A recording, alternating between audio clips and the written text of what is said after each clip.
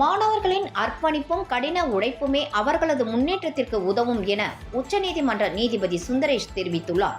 வேலூர் காட்பாடியில் உள்ள VIT வேலூர் தொழில்நுட்ப பல்கலைக்கழகத்தின் 41வது தின விழா பல்கலைக்கழக வேந்தர் விஸ்வநாதன் தலைமையில் நடந்தது. இவ்விழாவில் சிறப்பு அழைப்பாளராக உச்சநீதிமன்றம் நீதிபதி சுந்தரேஷ் பங்கேற்று கல்வியில் முதலிடம் வென்றவர்களுக்கும் பல்வேறு விளையாட்டுப் போட்டிகளில் வென்றவர்களுக்கும் சான்றிதழ்களை வழங்கினார்.